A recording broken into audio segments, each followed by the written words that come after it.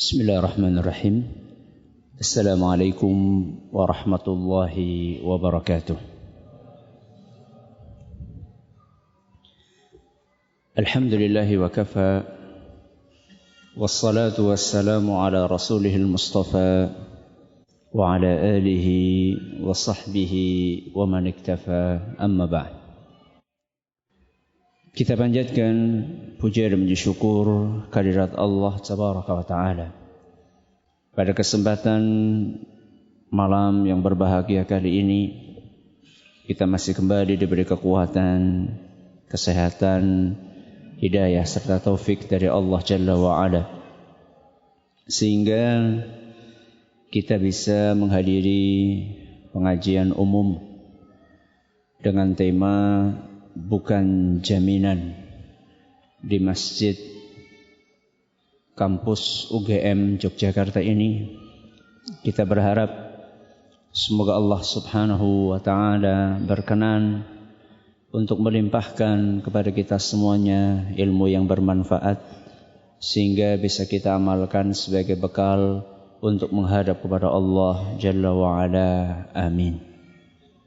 Salawat dan salam semoga senantiasa tercurahkan kepada junjungan kita Nabi besar Muhammad sallallahu alaihi wasallam, kepada keluarganya, umatnya, sahabatnya, serta seluruh kaum muslimin yang ikut setia mengikuti tuntunannya hingga di akhir nanti. Para hadirin dan hadirat sekalian yang kami hormati, juga para pendengar serta pemirsa yang semoga senantiasa dirahmati oleh Allah. Siapapun yang hidup di muka bumi ini, dia pasti akan mengalami kondisi yang beragam. Kondisi yang beragam. Kadang senang, kadang susah. Kadang tertawa, kadang menangis. Kadang rezekinya lancar, kadang seret, bahkan macet. Bukan hanya dalam urusan duniawi saja, termasuk juga dalam masalah ukhrawi. Kita pun akan mengalami kondisi yang berbeda-beda.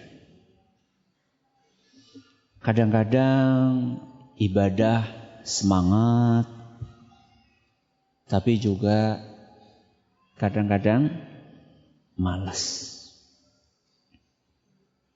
Kadang-kadang Masya Allah selalu di shaf pertama saat sholat berjamaah. Bahkan pernah berangkat duluan sebelum muadzin. Akan tetapi tidak jarang pula shafnya paling belakang. Bahkan enggak berangkat ke masjid. Kadang-kadang Masya Allah rutin membaca Al-Quran. 1 hari 1 juz, bahkan ada yang 2 juz, ada yang 5 juz. Gak berjalan lama, nanti setelah itu gak pernah baca Al-Quran walaupun sehalaman selama sekian minggu. Kadang-kadang taat sekali, tapi juga kadang-kadang sering berbuat maksiat. Kadang-kadang rajin datang ke majelis taklim, kadang-kadang malas untuk hadir ke majelis taklim. Orang yang hidup di dunia akan mengalami kondisi seperti itu.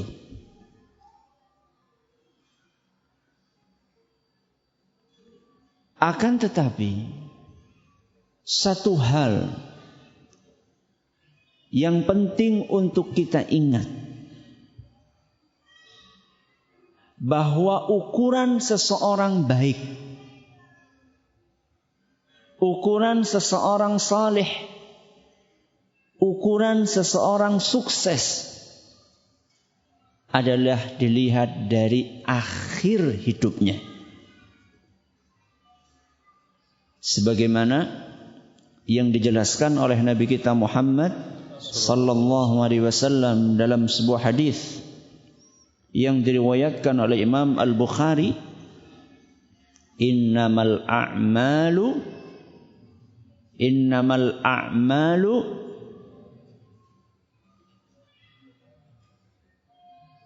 bil khawatim. Ya. Kalau bin niat ada, tapi bukan itu yang akan kita bahas. Innamal a'malu bil khawatim. Amalan seseorang itu tergantung akhirnya. Kalau akhirnya baik, maka yang buruk-buruk di awal akan tercover insyaallah dengan akhir yang baik ini. Tapi kalau akhirnya buruk, maka seakan-akan kebaikan-kebaikan yang pernah dia kerjakan seakan-akan tidak dianggap. Seakan-akan. Makanya para ulama kita dahulu paling takut dengan yang namanya su'ul khotimah. Sampel Imam Sufyan Ats-Tsauri. Siapa yang tidak kenal dengan seorang imam yang wafat pada tahun 161 Hijriah. Ulama yang terkenal kesolihannya, terkenal ibadahnya, terkenal ilmunya, terkenal akhlaknya. Beliau pernah berkata, inni akhafu an uslab al-iman qabla an amut. Beliau sering kedapatan nangis. Kemudian ditanya, kenapa engkau menangis wahai imam? Aku takut sebelum mati imanku dicabut. Siapa tadi? Imam Sufyan Ats-Tsauri. Kira-kira ilmunya Imam Sufyan sama kita banyakan mana? Kira-kira rajin ibadah siapa? Beliau atau kita? Kira-kira ngaji sunnahnya lama beliau apa lama kita?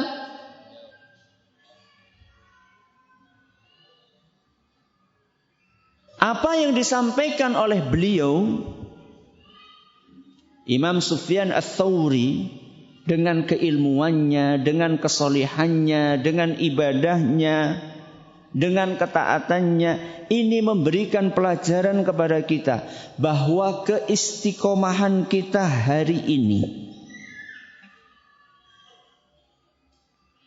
kerajinan kita ngaji sunnah hari ini, kesalafian kita hari ini, itu bukan jaminan kalau kita nanti bakalan husnul khatimah. Bukan jaminan. Siapa yang jamin kalau kita nanti akan meninggal dalam keadaan husnul khatimah? Apa pernah kita mendapatkan berita dari langit yang memberitahukan kepada kita bahwa kamu bakalan mati husnul khatimah di atas sunnah?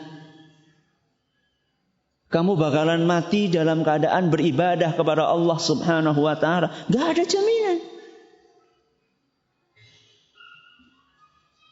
Kita layak untuk khawatir dari su'ul khatimah karena hati kita itu mudah sekali berubah. Saking gampangnya berubah hati ini, sampai-sampai Nabi kita Muhammad sallallahu alaihi wasallam pernah bersabda dalam sebuah hadis yang diriwayatkan oleh Imam Ibnu Abi Asim Dan hadis ini dinyatakan sahih oleh Imam Al-Hakim, Imam Al-Zahabi dan juga oleh Syekh Al-Albani. Kata Nabi sallallahu alaihi wasallam, la qalbu ibni Adam asra'u taqalluban minal qidri idza istajma'at ghalayana. Hatinya manusia itu lebih cepat untuk berubah dibandingkan bolak-baliknya air yang sedang mendidih. Pernah godok banyu? Pernah? Masya Allah. Berarti bukan istri yang godok ya? Masya Allah. Alhamdulillah. Suami ideal. Apa yang kita lihat ketika air itu mendidih? Belkutuk, belkutuk, belkutuk. Bolak-balik, bolak-balik, bolak-balik. Itu setiap menit, setiap berapa menit itu bolak-baliknya? Setiap detik. Hati itu bisa berubah, bisa bolak-balik seperti air yang sedang mendidih bolak-balik. Bahkan Nabi SAW mengatakan, asra' lebih cepat bolak-baliknya. Kalau misalnya air bolak-balik dalam 1 detik, berarti bisa saja manusia hatinya berbolak-balik dalam setengah detik atau 1/4 detik.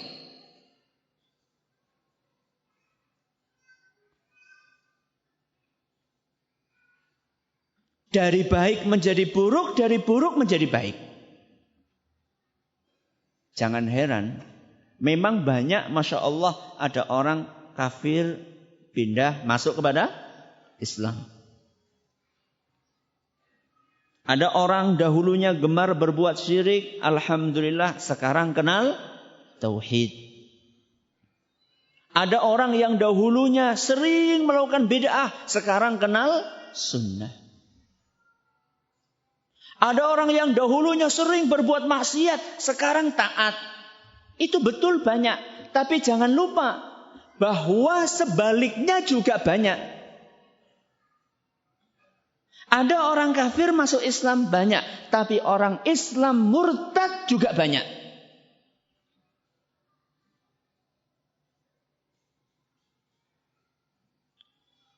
Ahlul bid'ah kenal hidayah, mengenal sunnah banyak. Tapi juga ingat, banyak orang yang awalnya ahlus sunnah, kemudian meninggalkan sunnah dan menjadi ahlul bid'ah.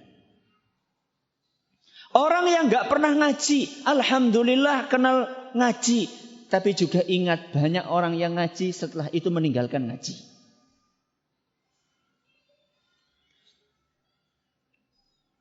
Di dalam Al-Quran, Allah memberikan sampel dengan jelas dalam surat An-Nisa ayat 137.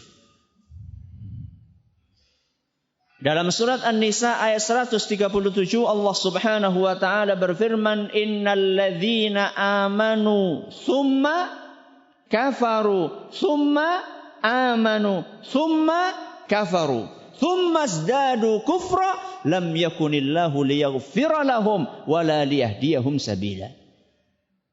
Innal ladzina amanu, orang yang pernah beriman. Tsumma kafaru, setelah beriman terus kafir. Habis itu tsumma amanu, terus iman lagi. Habis itu tsumma kafaru, terus kafir lagi. Tsumma zdadu kufra, bahkan kafirnya semakin parah dibandingkan awal-awal dia kafir. Lam yakunillahu liyaghfira lahum, Allah tidak akan mengampuni orang-orang yang seperti itu, wala liyahdiyahum sabila, dan Allah tidak akan kasih petunjuk jalan yang lurus buat orang-orang yang seperti itu. Contohnya banyak, dahulu maupun sekarang. Insyaallah nanti kita akan bawakan sebentar lagi contoh-contohnya. Ustadz, kok bisa Ustadz? Orang awalnya istiqamah terus meninggalkan ibadah. Orang awalnya Masya Allah rajin mengaji sunnah, setelah itu dia futur, dia tinggalkan. Kok bisa seperti itu Ustadz? Tidak ada asap kalau nggak ada api. Akibat mesti ada apanya? Mesti ada sebabnya. Apa Ustaz yang menyebabkan hal-hal seperti itu terjadi? Satu, dosa-dosa rahasia. Apa? Dosa-dosa rahasia. Apa dosa-dosa rahasia tersebut? Nanti kita akan dengarkan sampel-sampelnya. Rasulullah sallallahu alaihi wasallam bersabda dalam sebuah hadis yang diriwayatkan oleh Imam Bukhari dan Muslim, "Inna ahadakum la ya'malu bi'amali ahli jannah." Ada di antara kalian yang rajin beribadah, melakukan amalan-amalan ahli surga. Hatta ma yakunu bainahu wa bainaha illa dhira'un. Terus beramal sampai jarak antara dia dengan kematian tinggal 1 jengkal. 1 jengkal lagi mati. Fayasbiqu alaihi alkitabu fayamalu bi'amali ahli an-nari fayadkhulaha. Allah takdirkan di akhir hidupnya yang tinggal sejengkal ini dia melakukan perbuatan dosa, melakukan perbuatan maksiat, melakukan pekerjaannya ahli neraka, dan dia mati dalam keadaan seperti itu, akhirnya masuk ke neraka.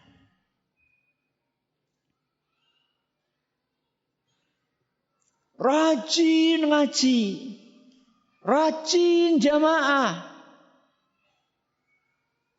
rajin puasa, rajin umrah.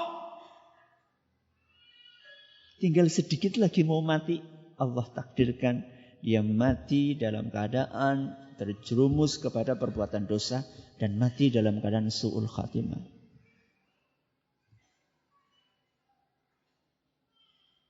Kok kasihan sekali Ustaz? Apa yang seperti itu tidak zalim Ustaz? Ya tidak mungkin toh Allah berbuat zalim. Pasti ada pemicunya, enggak mungkin tidak. Setiap musibah yang menerima kita, yang menimpa kita, itu pasti gara-gara ulah tangan kita. Dan musibah yang terbesar adalah perbuatan-perbuatan dosa.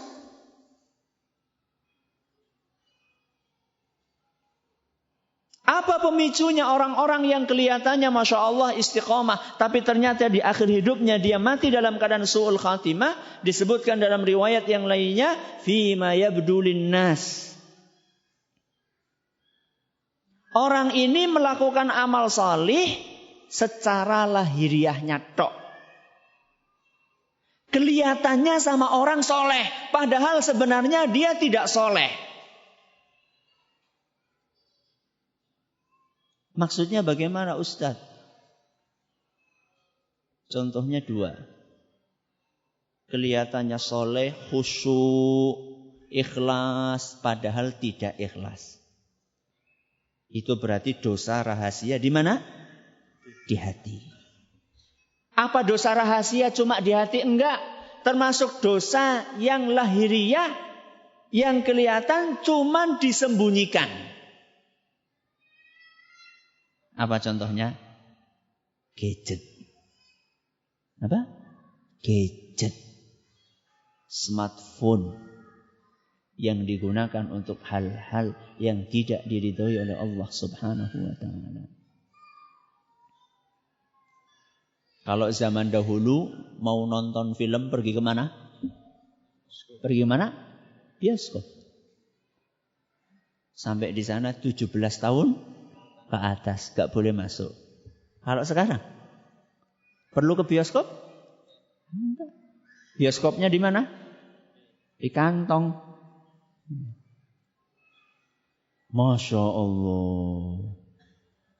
Kalau di masjid sop pertama.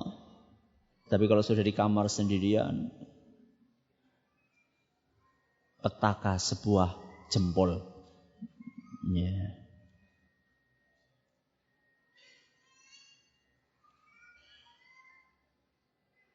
Orang-orang yang seperti ini ayuhal ikhwah, dikhawatirkan matinya dalam keadaan su'ul khatimah.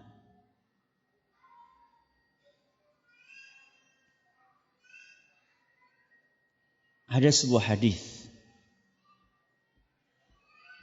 yang isinya sangat mengerikan dan mungkin sering dibawakan oleh para ustadz, yaitu hadis Thauban yang diriwayatkan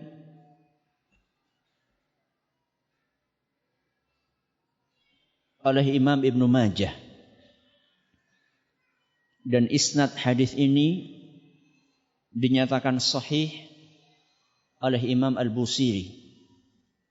Kata Nabi sallallahu alaihi wasallam, la a'lamanna aqwaman min ummati ya'tuna yawmal qiyamati bihasanatin amsala jibali tihamah.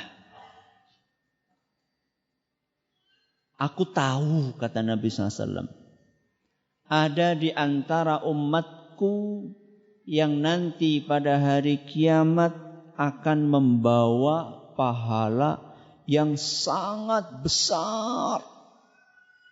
Saking besarnya sampai besarnya itu seperti gunung Tihamah. Nama sebuah gunung. Ya mestinya besar. Gunung ya besar. Kalau nggak besar namanya bukan gunung namanya.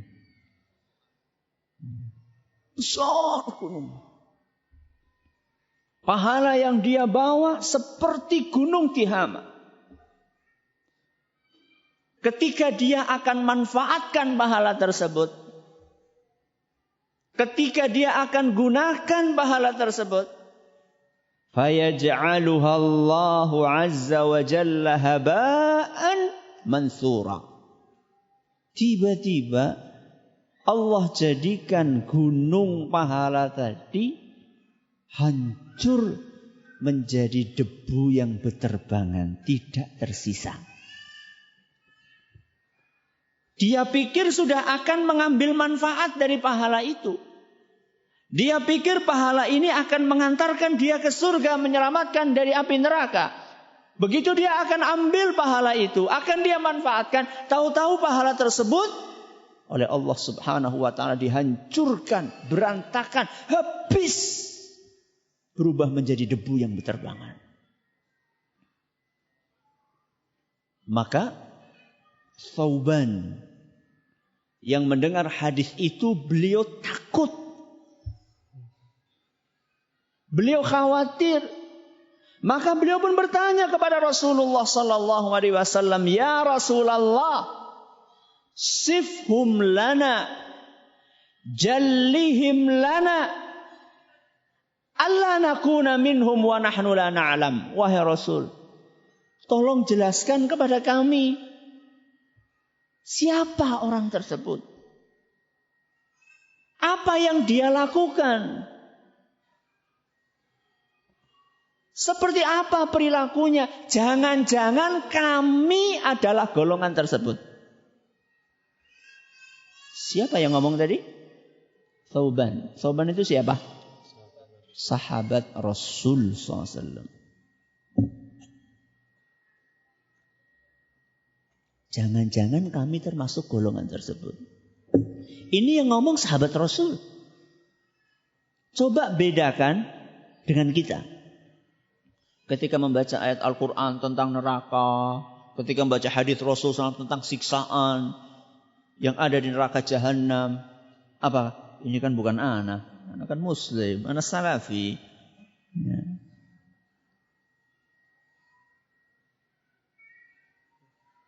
Ini sahabat Rasul SAW. Yang Allah katakan radhiyallahu anhum wa radu'an. Yang Allah Subhanahu wa taala firmankan, Allah ridho kepada mereka dan mereka ridho kepada Allah. Sekarang Apa pernah kita mendapatkan bocoran dari langit kalau Allah ridho sama kita? Kapan kita dapat bocoran dari langit kalau Allah ridho sama kita?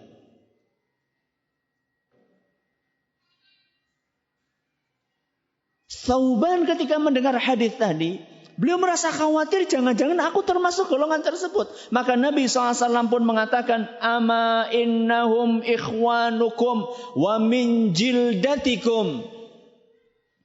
Ketahuilah wahai para sahabatku, orang tadi yang pahalanya segunung tahu-tahu berubah menjadi debu yang berterbangan, mereka adalah saudara-saudara kalian. Warna kulitnya sama dengan kalian.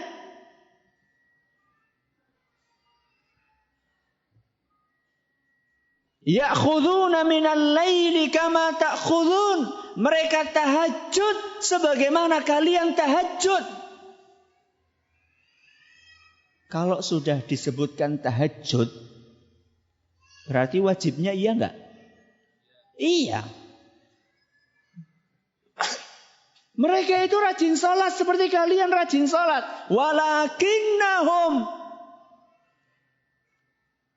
masalah mereka, aqwamun idza khalau bimaharimillahin tahakuha.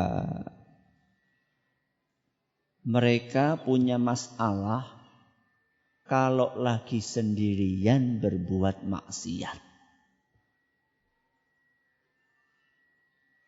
Kalau nggak ada orang berbuat maksiat. Kalau lagi di kamar nggak ada yang lihat berbuat maksiat. Kalau lagi pegang HP di samping kanan kirinya teman-teman kajian yang dibuka, Masya Allah, videonya Yufi terus. Alhamdulillah. Tapi kalau sudah di kamar sendirian, Yufitnya tutup, ganti yang lain. YouTube-nya dikeluarin apapun, masukkan. Sampai bolak-balik kuotanya habis, beli lagi, kuotanya habis, beli lagi. Baterainya ngedrop, langsung dicas.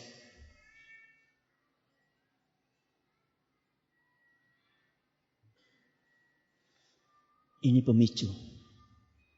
Pemicu orang su'ul khatimah. Semoga Allah lindungi kita. Pemicu yang kedua, bermudah-mudahan mengonsumsi syubhat. Bermudah-mudahan mengonsumsi syubhat.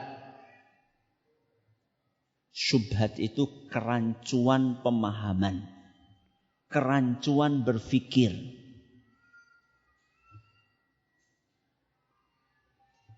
Terutama dari gadget yang kita miliki. Dari smartphone yang kita miliki. Fasilitas yang Allah berikan kepada kita berupa smartphone ini, itu bagaikan pisau bermata dua.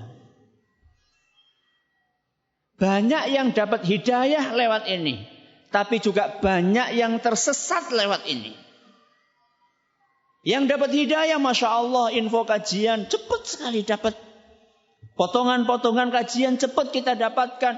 Makalah-makalah pendek cepat kita dapatkan. Bahkan sekarang kitab-kitab para ulama pun dengan gampang kita download. Kita baca dimanapun kita berada.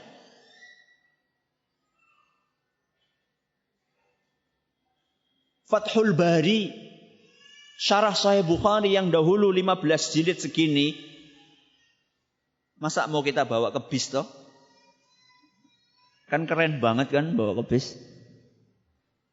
Sekarang di sini ada. Bukan cuma Fathul Bari, Kutubus Sittah dengan syarahnya. Bukan cuma Kutubus Sittah. Buku-buku yang lainnya ada di sini. Ini mata pisau yang pertama. Tapi ingat, ini juga punya mata pisau yang kedua. Betapa banyak orang yang terkena syubhat gara-gara gampang-gampang untuk melihat cuplikan video yang isinya syubhat.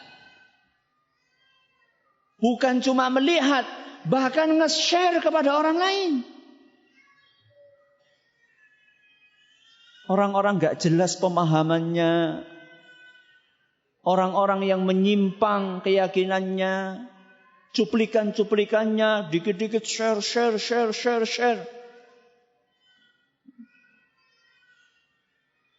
Padahal Ibnu Abbas radhiyallahu anhuma pernah berpesan, la tujalis ahlal ahwa. Jangan kalian berakrab-akrab tanpa ada tujuan yang jelas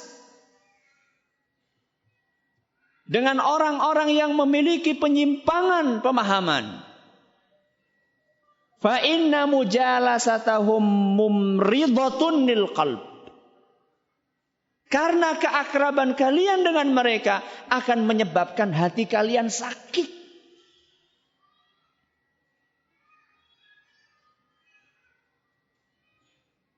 Dan ini salah satu penyebab orang itu futur.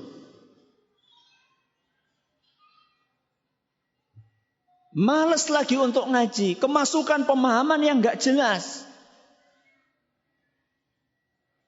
Contohnya siapa Ustaz? Seorang namanya Ibnu Muljam. Siapa? Ibnu Muljam. Siapa dia? Siapa? Seorang anggota sekte Khawarij yang membunuh Ali bin Abi Thalib. Setelah dia membunuh Ali bin Abi Thalib, nyesel, bangga.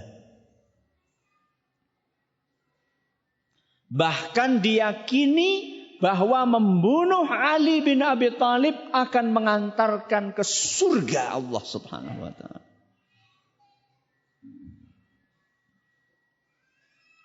Ulamanya Khawarij namanya Imran bin Hittan. Salah satu ulama Khawarij namanya Imran bin Hittan. Dia pernah bersyair memuji Ibnu Muljam.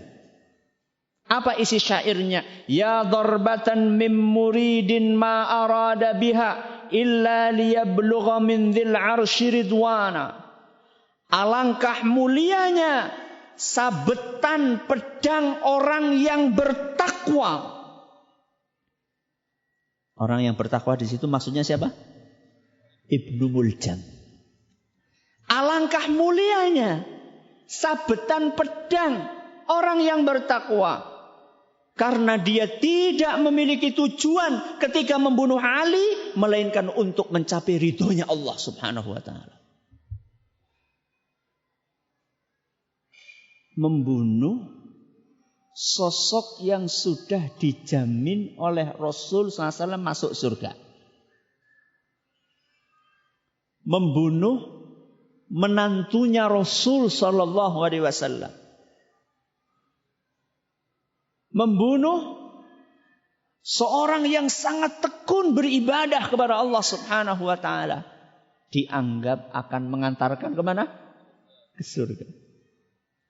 Inni la'adhkuruhu yawman fa'ahsibuhu awfal bariyati indallahi mizana. Setiap aku ingat dia. Ingat siapa? Ibnu Muljam. Setiap aku ingat Ibnu Muljam, aku selalu berharap bahwa dialah orang yang timbangan amal solehnya paling berat di hadapan Allah Subhanahu wa ta'ala.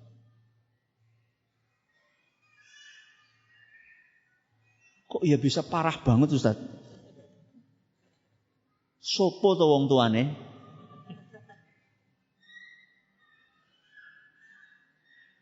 Anda tahu? Ibnu Muljam ini asal usulnya seperti apa? Preman? Residivis? Muncul dari keluarga yang broken home? Gak. Apa kata Imam Az-Zahabi ketika menyebutkan biografinya Ibnu Muljam? Kana abidan qanitan lillah.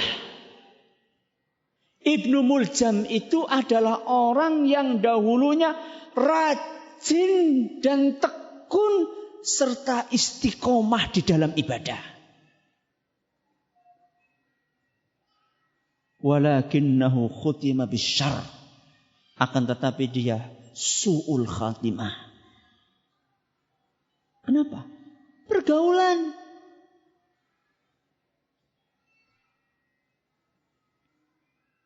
Berarti orang su'ul khatimah, futur itu ada pemicunya. Kalau orang lemah iman ada pemicunya, berarti kuat iman juga ada pemicunya. Kalau su'ul khatimah ada penyebabnya, berarti husnul khatimah juga ada penyebabnya. Maka sekarang kita akan membahas jalan untuk menuju istiqamah dan husnul khatimah. 4 poin. Belum semuanya, cuman sebagiannya. 4 poin ini bukan berarti hanya 4 poin kiat istiqamah. Tapi ini sampel, contoh dari kiat-kiat yang akan mengantarkan kita kepada husnul khatimah, insyaallah, dan istiqamah. Yang pertama, jangan pernah putus berdoa. Jangan pernah putus berdoa. Kalau sudah ngaji itu bukan berarti nggak mau doa, nggak perlu berdoa. Perlu berdoa. Tetap berdoa. Makanya kalau masuk ke masjid antara azan dengan qomat, sudah ini masukkan kantong. Dah. Setelah salat sunnah ngapain? Doa.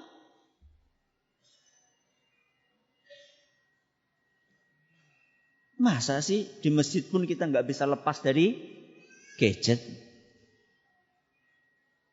Dalam sehari kita sering nggak buka gadget? Sering? Berapa kali? Nggak tahu. Saking jarangnya atau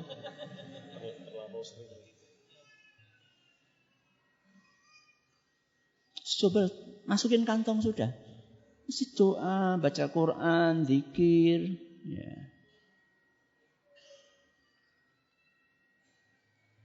Di antara doa yang diajarkan oleh Allah di dalam Al-Quran, dalam surat Ali Imran ayat 8, Rabbana la tuzigh qulubana ba'da idh hadaitana. Ya Allah, jangan engkau jadikan hati kami menyimpang setelah kami mendapatkan hidayah darimu. Rabbana la tuzigh qulubana ba'da idh hadaitana wa hab lana min ladunka rahmah innaka antal wahhab. Baca doa ini. Ya. Doa yang diajarkan oleh Rasulullah sallallahu alaihi wasallam, ya muqallibal qulub tsabbit qalbi ala dinik. Wahai yang membolak-balikkan hati, jadikan hatiku ini istiqomah di atas agamamu.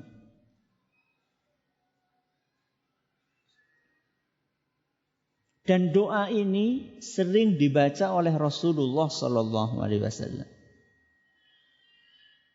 Sebagaimana dikatakan oleh Anas ibnu Malik dalam sebuah hadis yang diriwayatkan oleh Imam At-Tirmidzi, dan beliau menyatakan hadis ini hasan, kana Rasulullah sallallahu alaihi wasallam yukthiru an yaqul ya muqallibal qulub tsabbit qalbi ala dini.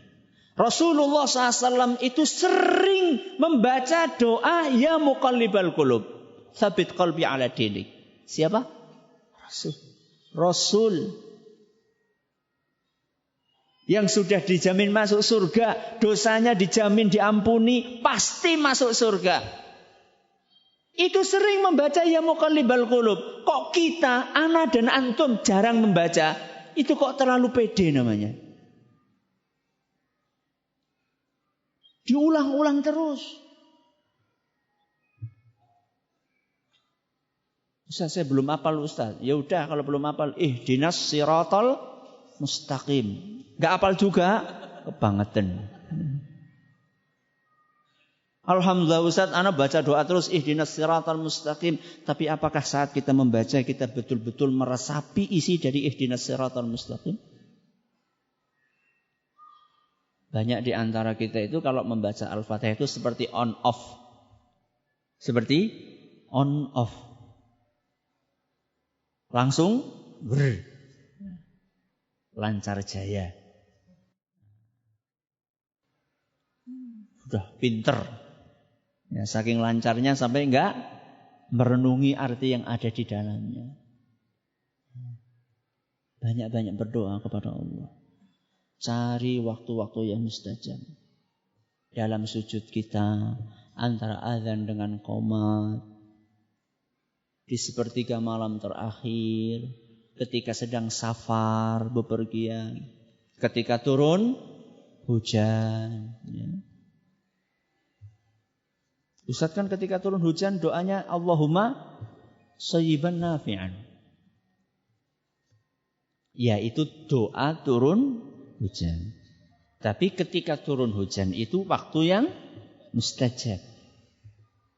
Maka setelah kita membaca Allahumma shayyiban nafi'an, perbanyak doa-doa kepada Allah Subhanahu wa taala. Salah satunya adalah ya muqallibal qulub tsabbit qalbi ala dinik. Ini yang pertama. Apa yang pertama tadi? Jangan putus berdoa. Alhamdulillahirabbil alamin wa bihi nasta'inu ala umuri dunya waddin. Sallallahu ala nabiyyina Muhammadin wa ala alihi wa sahbihi ajma'in. Amma ba'd.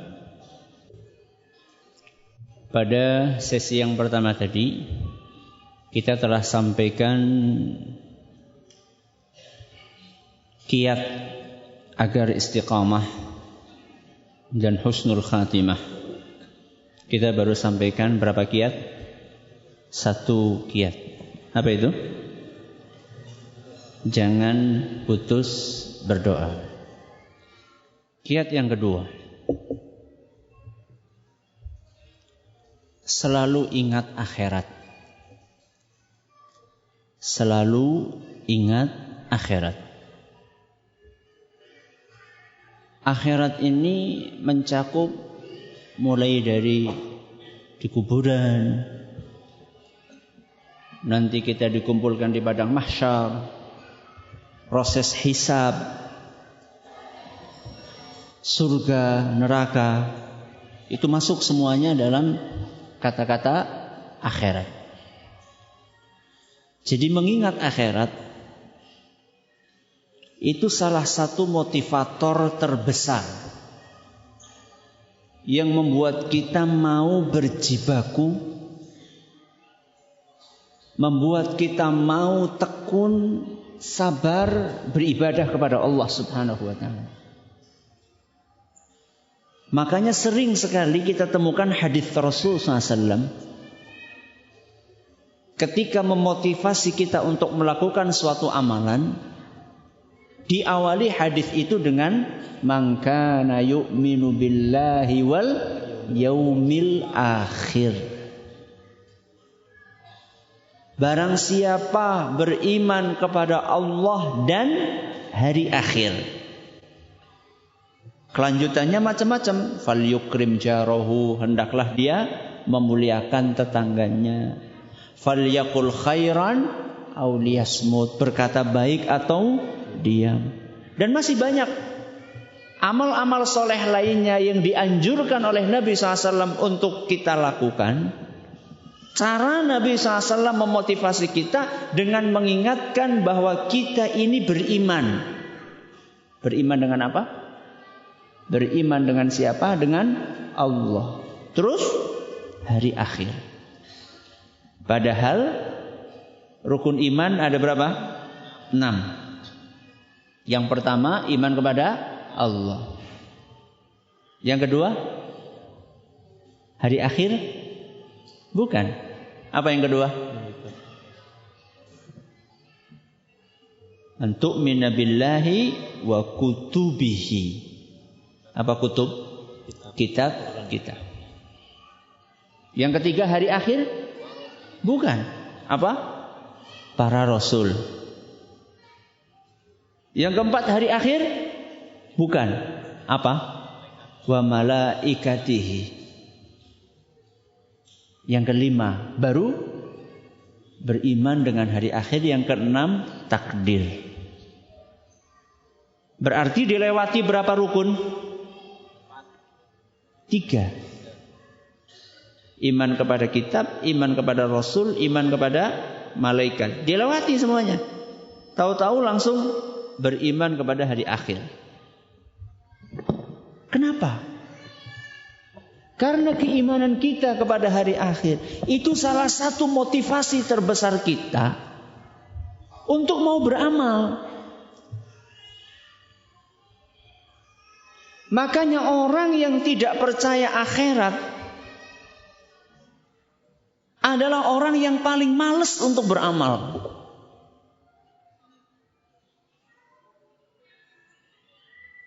Mereka adalah orang-orang sekte ad-dahriyun. Sekte ad-dahriyun.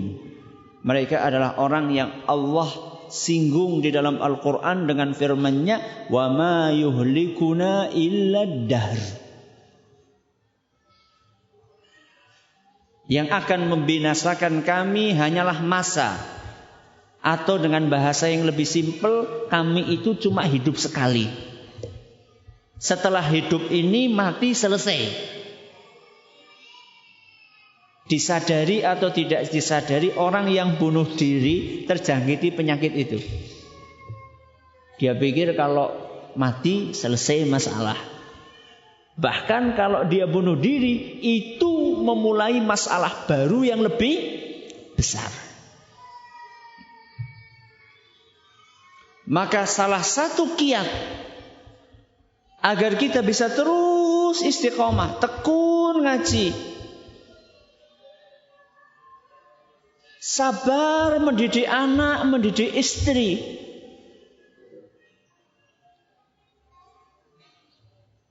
tidak putus asa untuk mengajak orang kepada kebaikan. Yang memotivasi kita itu adalah salah satunya ingat akhirat. Bahwa kita di dunia cuma sebentar. Gak lama. Sampai kapan? Sampai kapan? Sampai mati. Kapan matinya? Nanti mungkin? Mungkin gak nanti? Mungkin. Jangankan nanti. Sekarang aja mungkin. Ujuk-ujuk ustadznya mati misalnya. Mungkin? Mungkin. Berarti kan kalau sudah mati, selesai tugas beramal. Bisa jadi amalan kita ini tinggal 1 menit. Bisa jadi amalan kita tinggal 2 menit. Bisa jadi amalan kita tinggal 5 menit. 1 hari, 1 minggu, 1 bulan. Setelah 1 menit tersebut, baru kita akan mengalami kehidupan yang hakiki. Wa inna daral akhirata lahiyal hayawan. Negeri akhirat itu adalah kehidupan sejati. Kenapa? Karena kehidupan di sana jauh lebih lama dibandingkan kehidupan di dunia. Hari ini sudah ingat akhirat? Hari ini sudah ingat akhirat? Alhamdulillah Ustaz. Barusan ingat akhirat.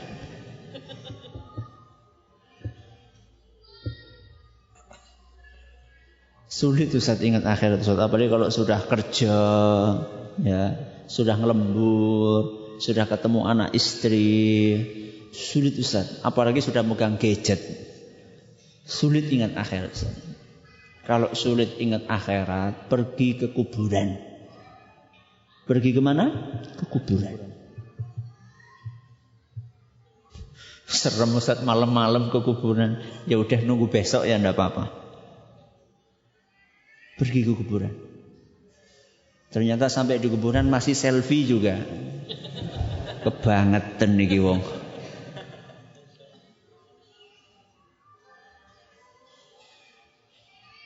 Kuntu nahaitukum an ziyaratil kuburi ala fazuruha fa innaha tudzakkirukumul akhirah. Aku melarang kalian ziarah kubur dahulu. Sekarang silahkan kalian ziarah kubur, karena ziarah kubur itu mengingatkan akhirat. Cuma kuburan termasuk neraka, diingat-ingat. Makanya para ulama kita dahulu, ketika nafsunya mendorong untuk berbuat maksiat, ketika dorongan nafsu mendorong dia untuk berbuat maksiat, apa yang dia lakukan? Ngambil korek, ngambil teplok. Tahu teplok? Sendir. Tahu sendir? Lampu api, ya. Lampu minyak, ya. Maka sendir tadi langsung dinyalakan, jos. Terus tangannya didekatkan.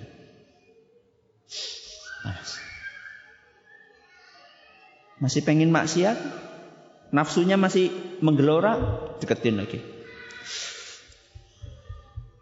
Masih belum hilang nafsunya, taruh lagi. Lebih lama lagi. Kemudian dia ngomong kepada nafsunya,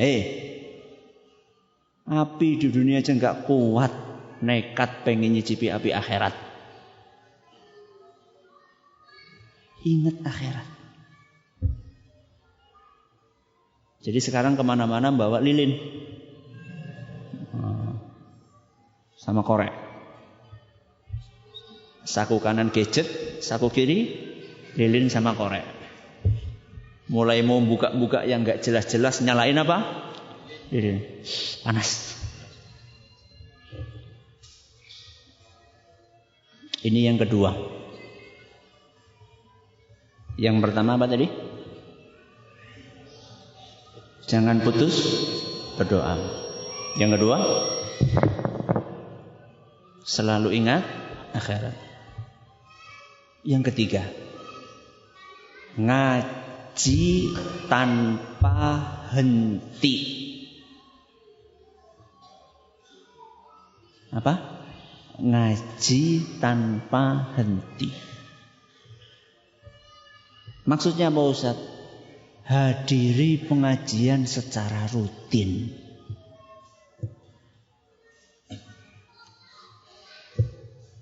Ya akhi, kenapa ente enggak hadir pengajian? Ana lagi futur. Justru karena lagi futur itu harus hadir kajian. Futur itu kan berarti imannya lagi turun. Kalau imannya lagi turun berarti harus dicas. HP kalau sudah lowbat berarti cepat-cepat dicas. Ya akhi, kenapa HP-nya nggak bisa lagi lowbat? Kenapa nggak dicas lowbat? Itu kan kayak gitu kan? Kenapa nggak ngaji? Lagi futur. Mirip kan? Kalau lagi futur berarti ngaji. Kalau lowbat berarti dicas. Itu maksudnya. Apa ngajinya nunggu lowbat? Ya enggak. Karena ngaji itu asupan gizi. Sebagaimana perut kita akan lapar kalau kita enggak makan, hati kita akan lapar kalau kita enggak ngaji. Dan belakangan ini mulai dengan banyaknya sarana-sarana teknologi ini, di satu sisi membantu mereka yang betul-betul tidak sempat ngaji karena ada halangan syar'i, tapi di sisi lain mulai muncul manusia-manusia yang mengandalkan kan ada live-nya.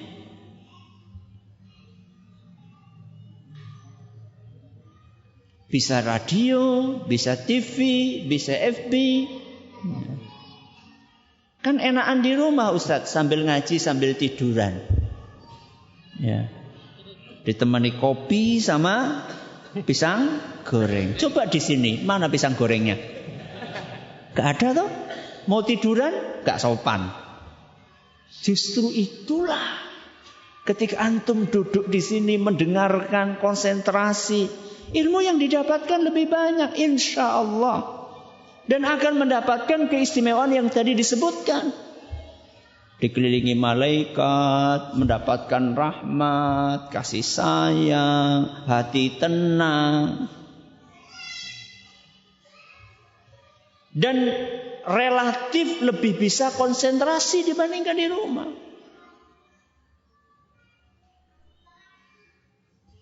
Kalau ngantuk ada yang negur. Kalau di rumah, ya, sudah sambil tiduran, lama-lama yep. Bablas. Ya.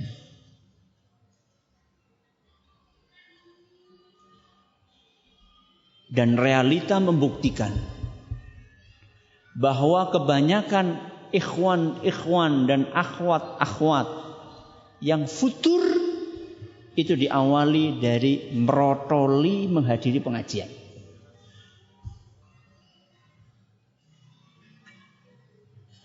Alasan inilah, alasan itulah.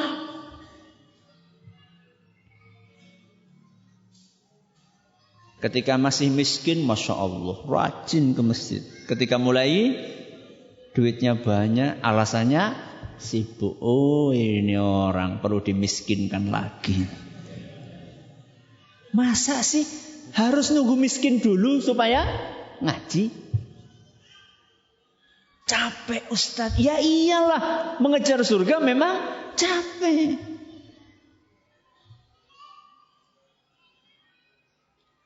Tapi capeknya itu kalah dengan nikmatnya yang akan dirasakan ketika kita menghadiri pengajian.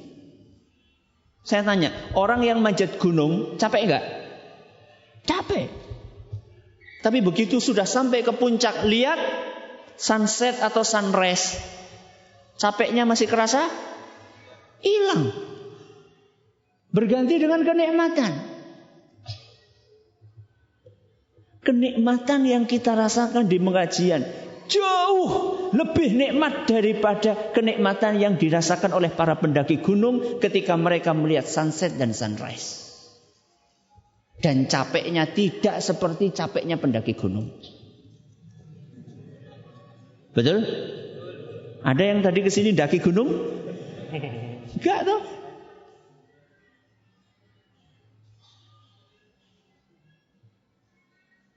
Sudah jarang ngaji, konsumsinya setiap hari syubhat. Ya tadi cuplikan video yang enggak jelas, artikel yang enggak jelas. Sudah jarang ngaji, konsumsinya setiap hari syubhat. Gak punya modal untuk membantah syubhat tersebut. Tambah parah.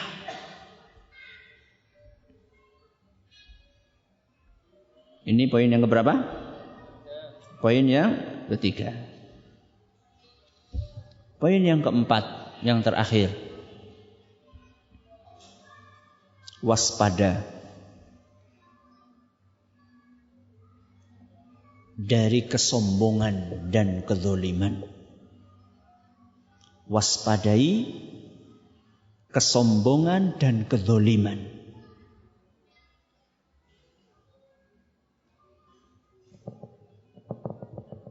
Kesombongan bagaimana Ustaz? Sombong dengan akidah yang kita anut. Sombong dengan sunnah yang kita pegang. Sombong dengan semangat ngaji yang kita miliki saat ini. Sombong dengan penampilan sunnah yang sudah ada di dalam diri kita. Indikatornya apa Ustaz kalau sombong?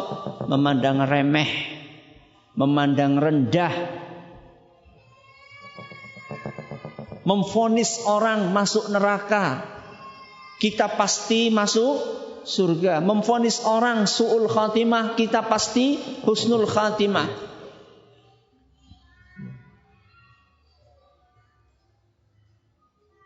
Angkuh untuk menerima nasihat dan masukan dari orang lain. Padahal mungkin nasihatnya benar.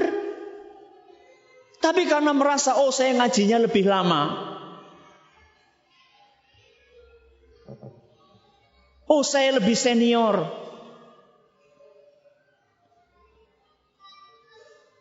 Oh saya lebih panjang. Sehingga tidak mau menerima masukan dari orang-orang yang mungkin ngajinya belum lama. Bahkan mungkin dari orang yang belum pernah ngaji.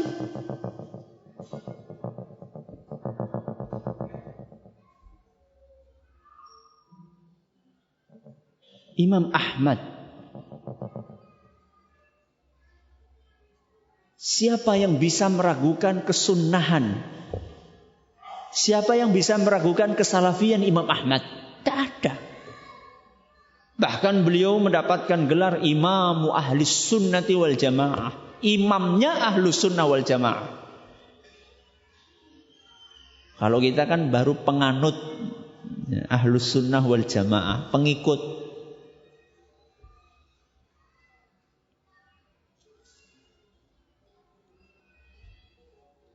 Kata Imam Yahya bin Ma'in.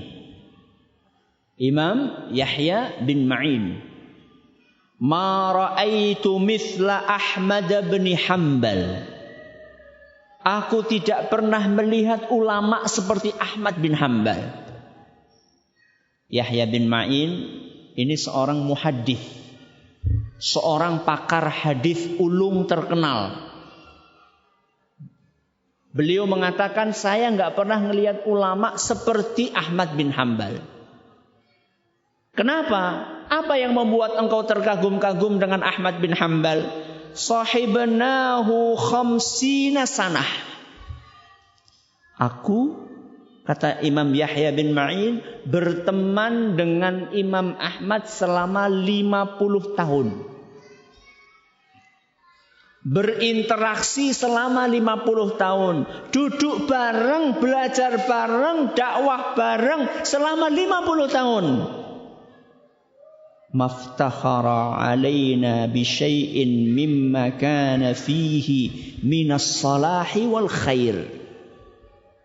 Selama 50 tahun interaksi tersebut, tidak pernah sekalipun Imam Ahmad membanggakan kesolihannya dan membanggakan kebaikan yang ada di dalam dirinya.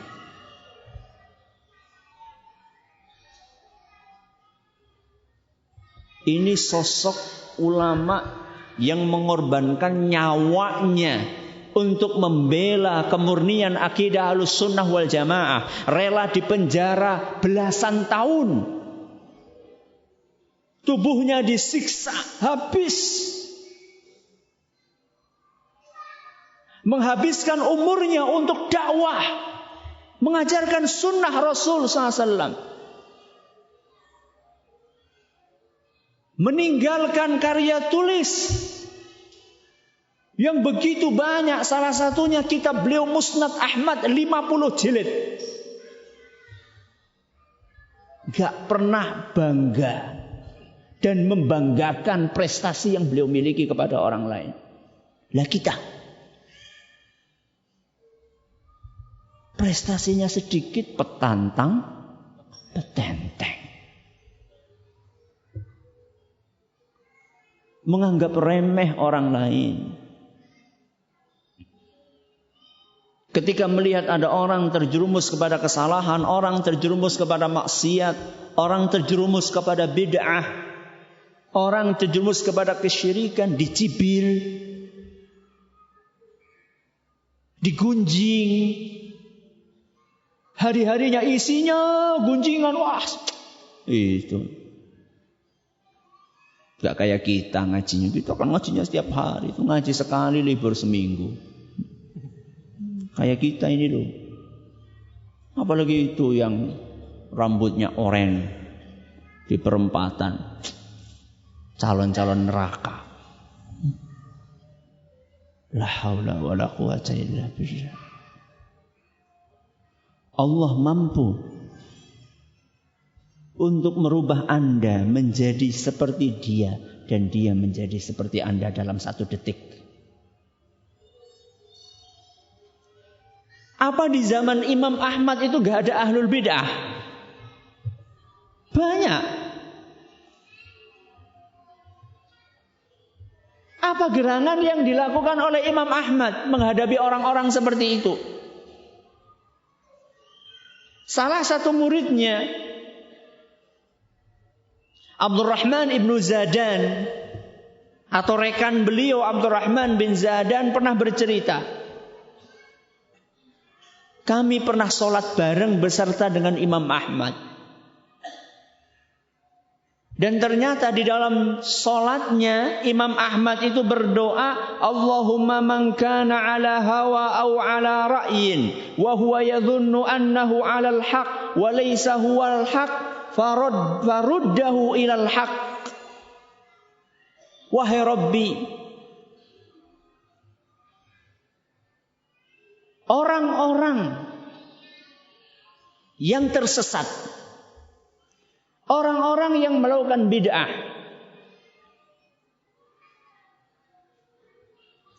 dan dia mengira bahwa apa yang dia yakini itu benar, maka kembalikanlah dia ke jalan kebenaran ya Allah. Hatta la yadhilla man fi hadhihi al-ummah atau hatta la yadhilla min hadhihi al-ummati ahad, supaya tidak ada satupun di antara umat Islam ini yang tersesat ya Allah. Cinta, kasih sayang. Jadi kalau ada teman, ada saudara yang tersesat, beliau sedih. Beliau berdoa kepada Allah, ya Allah mudah-mudahan orang itu mendapatkan hidayah. Coba sekarang, dari sekian banyak orang yang selalu kita kritik di medsos, karena kesalahan-kesalahan yang dia lakukan, berapa di antara mereka yang pernah kita doakan di dalam sholat-sholat kita? Allahumma hdi fulan, ya Allah berilah hidayah kepada fulan. Siapa? Kita hanya menjadikan mereka sebagai santapan, sebagai lauk pauk majelis kita, grup kita.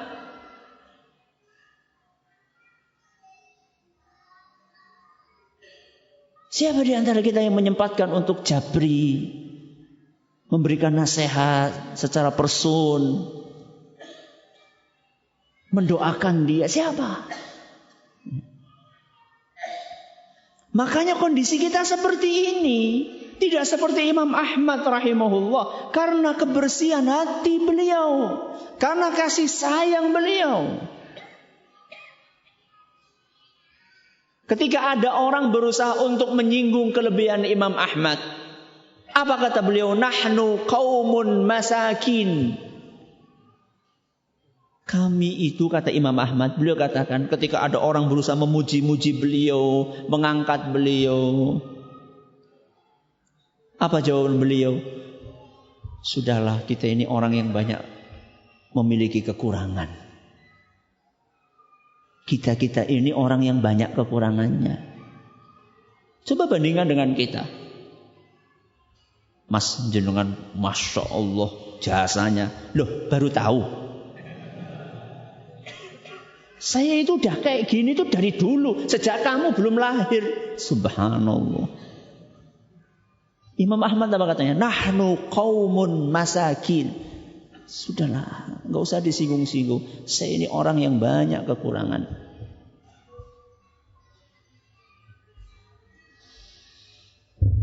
Selesai pengajian kita. Kita ringkas. Bukan jaminan seseorang saat ini tekun beribadah bakalan husnul khatimah. Kenapa? Karena hati sangat mudah untuk berubah-ubah. Apa pemicu hati itu berubah? Pemicu orang su'ul khatimah, pemicu orang meninggalkan istiqomah. Banyak. Kita sebutkan berapa tadi? Di antaranya 2. Apa yang pertama? Dosa-dosa rahasia. Yang kedua? Bermudah-mudahan dalam mengonsumsi syubhat. Terus supaya kita bisa istiqamah, bisa husnul khatimah, banyak kiatnya. Kita sampaikan berapa tadi? 4. Yang pertama, jangan putus berdoa. Yang kedua, ingat akhirat. Yang ketiga, ngaji terus. Yang keempat, waspada terhadap kedzaliman dan kesombongan. Mudah-mudahan bermanfaat buat saya dan buat antum semuanya. Wallahu ta'ala a'la wa alam.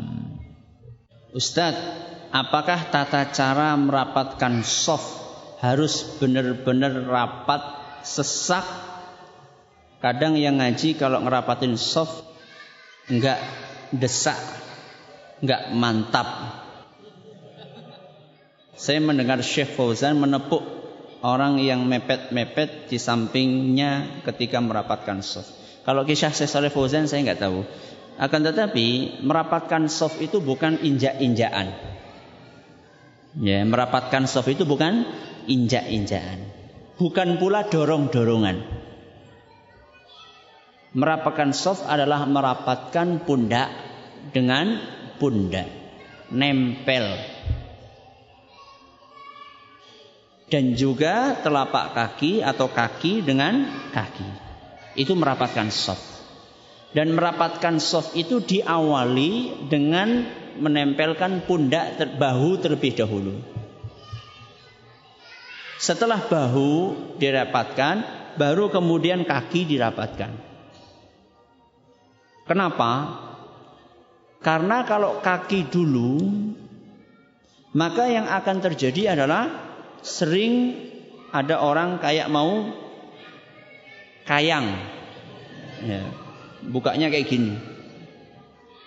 Ini nanti ketika dia sujud, ruku atau sujud, ketika dia duduk, nanti akan ada space yang kosong.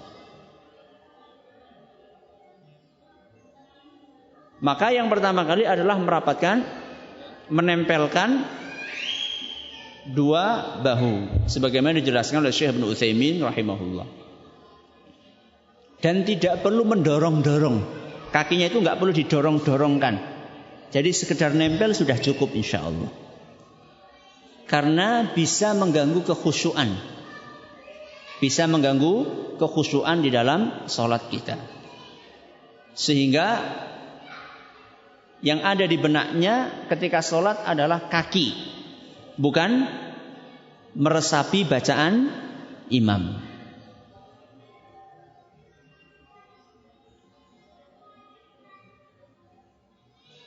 Ustaz, bagaimana seorang terlanjur memiliki dosa-dosa rahasia sehingga merasa hati ini keras, maka menjadi berat sekali untuk ikhlas dalam berbuat amal saleh. Aslinya sudah ingin berbuat baik kepada orang lain, beramal soleh, tapi terasa seperti palsu, tidak bisa merasakan nikmatnya ibadah. 1.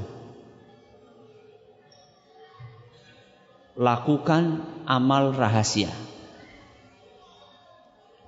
Lakukan amal rahasia. Sebagaimana Anda pernah memiliki dosa rahasia, sekarang lakukan amal rahasia dan rutinkan amal rahasia tersebut.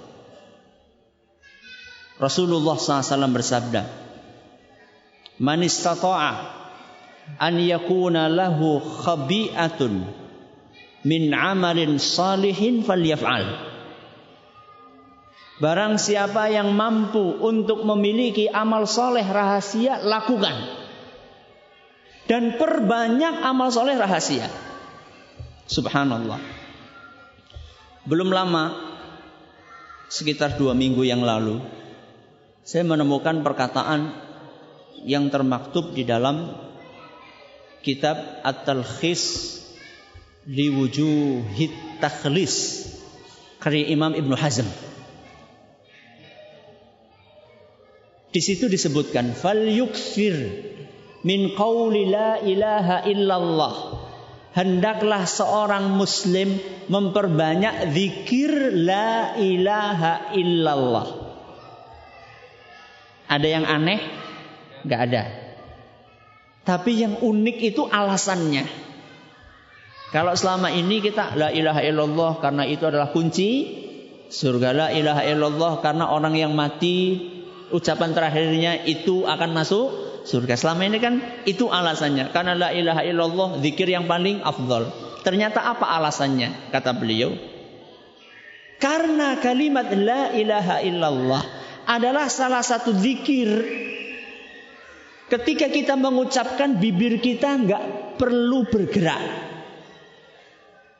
Yang bergerak itu cuma lidah kita. Coba Anda baca la ilaha illallah. Bibir bisa enggak bergerak? Bisa. Coba diulang. La ilaha illallah. Seluruh hurufnya ada di dalam mulut. Tidak ada yang di bibir. Bedakan dengan tasbih. Baca. Subhanallah. Kelihatan? Kelihatan. Baca takbir. Allahu Akbar. Bergerak bibirnya. Apalagi? Astaghfirullah. Istighfar. Astaghfirullahal azim.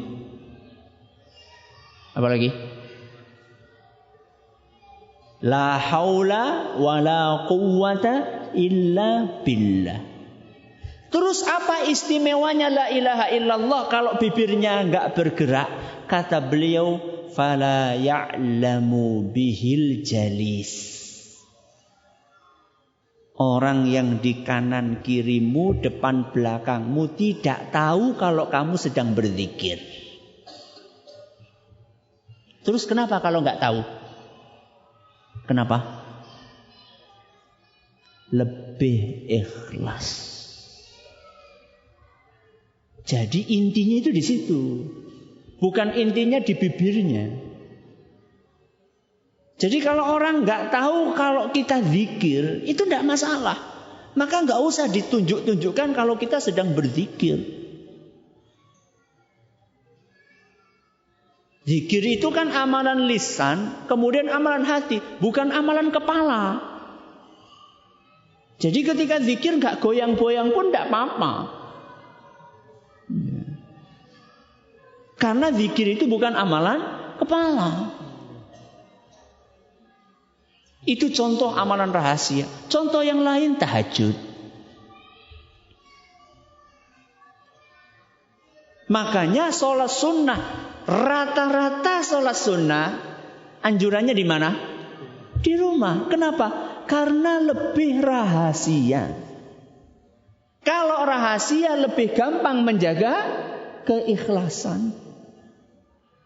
Maka kalau sudah dirahasiakan, gak usah dicerita-ceritakan.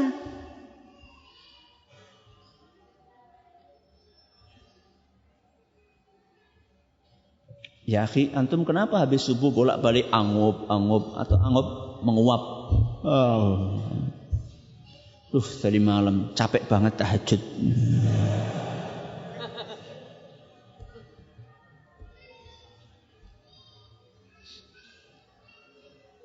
Berusaha sodakoh gak ketahuan sama orang. Bismillah, sodakoh. Sukses, gak ada yang tahu. Pasang status di FB. Nikmatnya sedekah rahasia. Lah, rahasia kok diceritakan? Gak jadi rahasia kalau kayak gitu. Sudah sukses, Masya Allah, umroh gak ngabar-ngabari sama orang lain. Begitu sampai di depan Ka'bah, Tolong sebentar ini, saya mau doa depan Ka'bah, tolong dipotret. Menghadap kemana? Ke Ka'bah apa membelakangi Ka'bah? Kalau mau foto supaya Ka'bahnya kelihatan, doanya menghadap kemana?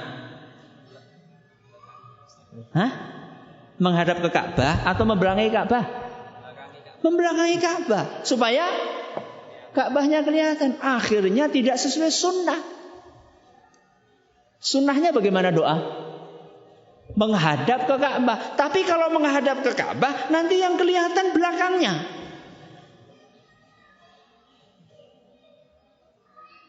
Supaya kelihatan backgroundnya Ka'bah, maka membelakangi Ka'bah, pura-pura berdoa. Kalau perlu ambil air, dibasah-basahin kayak orang lagi nangis. Langsung dipasang status. Alangkah khusyuknya berdoa di depan Ka'bah. Sampai menetes air mata. Air matanya siapa? Yang pertama, bikin amal-amal rahasia. Karena itu akan mendatangkan keikhlasan dan mendatangkan kenikmatan. Yang kedua, jangan putus asa. Kalau kita putus asa karena merasa punya amalan-amalan yang begitu, punya dosa-dosa yang begitu banyak, maka sejatinya kita telah terjerumus kepada perangkapnya syaitan. Syaitan itu perangkap pertama dorong-dorong berbuat maksiat. Kalau nggak berhasil, dia akan pasang perangkap berikutnya. Apa itu? Bangga, sombong. Wah, nih hebat. Digoda setan tidak mempan.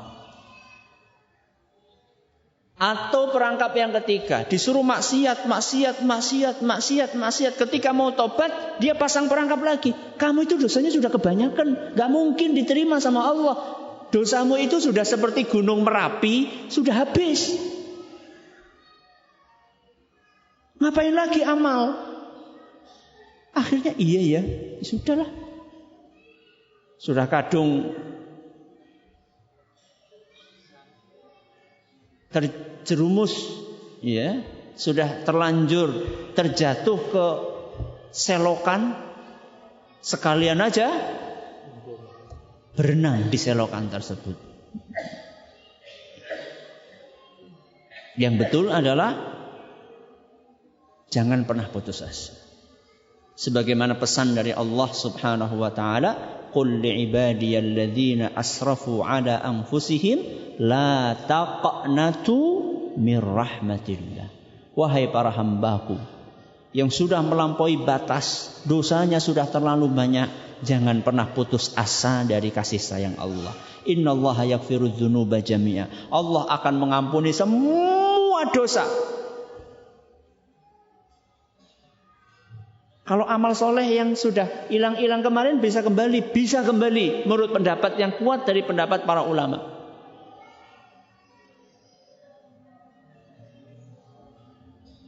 Faulaika yubaddilullahu sayyi'atihim hasanat.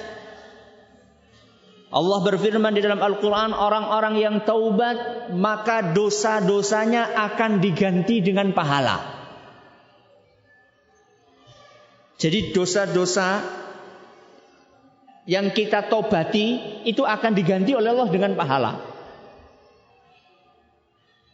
Sehingga amal-amal soleh yang hilang itu akan dikembalikan lagi oleh Allah Subhanahu wa taala pahalanya. Itulah dahsyatnya taubat kepada Allah Subhanahu wa taala. Sekira cukup ya sampai di sini. Terima kasih atas perhatiannya, mohon atas segala kurangannya. Wallahu taala a'la wa a'lam. Wassallallahu ala nabiyyina Muhammadin wa ala alihi washabbihi ajma'in. Wassalamualaikum warahmatullahi wabarakatuh.